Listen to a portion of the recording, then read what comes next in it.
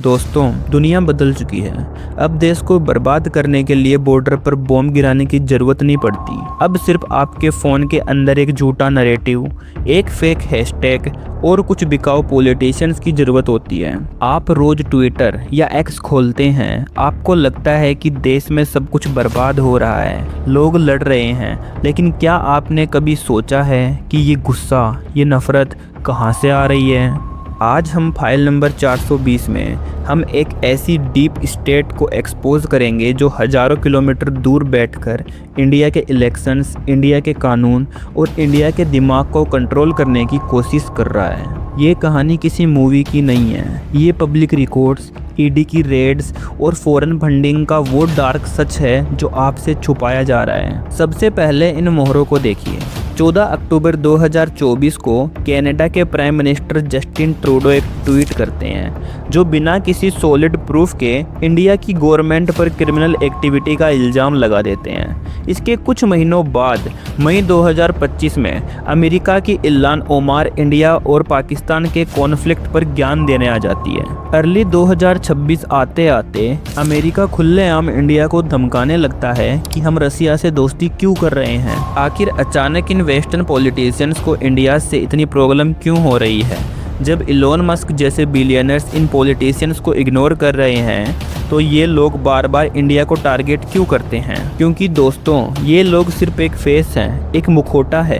असली गेम पर्दे के पीछे चल रहा है और उस गेम का बॉस कोई और है। मिलिए जॉर्ज सोरोस से, एक अमेरिकन बिलियनर जो खुद को दुनिया का ठेकेदार समझता है। इसका ओपन एजेंडा उन देशों की सरकारों को गिराना है जो इसकी बात नहीं मानते। आपको लग रहा होगा कि मैं हवा में बातें कर रहा हूँ, तो अब इस सच को ध्यान से सुनिए। सोरोस एक फाउंडेशन चलाता है जिसका नाम है OSF यानी ओपन सोसाइटी फाउंडेशन। हाल ही में इंडियन गवर्नमेंट की सबसे बड़ी एजेंसी ED यानी एनफोर्समेंट डायरेक्टोरेट ने बेंगलुरु में इस OSF से जुड़े ऑफिस पर छापा मारा, यानी रेड की। इल्जाम क्या था? FEMA वॉयलेंस यानी फॉरेन फंडिंग का गलत इस्तेमाल करना।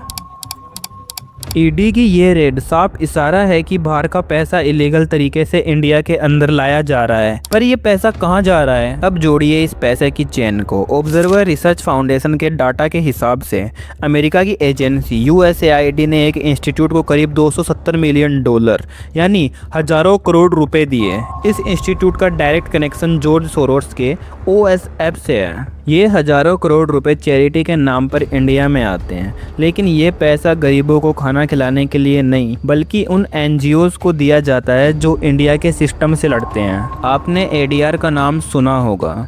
जब भी इंडिया में इलेक्शंस होते हैं, ये NGO सुप्रीम कोर्ट पहुंच जाता है नए केसेस लेकर। डाटा चेक करिए। ADR को OMDR नेटवर्क से पैसा मिलता है जो खुद जॉर्ज सोरोस के फाउंडेशन के साथ मिलकर काम करता है। ये एक बिजनेस है दोस्तों, देश को अंदर से खोखला करने का बिजनेस। इसका प्लान सिंपल है, इंडियन कोर्ट्स को केसेस से भर दो और आम जनता के दिमाग को फेक न्यूज़ से भर दो। और दिमाग को कंट्रोल करने का सबसे बड़ा हथियार है ट्विटर। जब आपको लगता है कि कोई हैशटैग ट्रेंड कर रहा है तो जरूरी नहीं कि आम जनता उसे चला रही हो। तहलका की अंडरकवर इन्वेस्टिगेशन और OSINT ने डाटा एक्सपोज किया है कि इंडिया में एक ऐसी पूरी ट्रोल इंडस्ट्री चल रही है। बोट फार्म्स बनाए गए हैं। इजराइल से लेकर इंडिया के अलग अलग हिस्सों में ऐसी एजेंसीज हैं जिन्हें पैसा देकर आप किसी को भी हीरो और किसी को भी विलन बना सकते हो।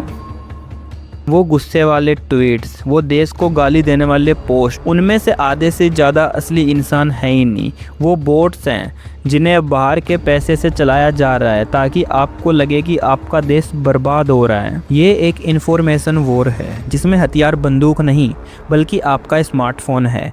जब तक हम आपस में लड़ते रहेंगे, जस्टिन ट्रूडो, जॉर्ज सोरोस और इनके फंड किए गए NGOs आराम से अपना एजेंडा चलाते रहेंगे। आपको क्या लगता है, क्या सच में हमारी सोच को हैक किया जा रहा है या ये सिर्फ एक इत्तेफाक है? कमेंट में आइए और इस डार्क रियलिटी को अपनी राय जरूर दीजिए। अगर आपको लगता है कि ये सच छुपना नहीं चाहिए तो इस वीडियो को शेयर करें। पर्दे के पीछे के और बड़े राज जानने के लिए फाइल नंबर 420 को सब्सक्राइब जरूर करें। मैं आपसे मिलूंगा अगली इन्वेस्टिगेशन में।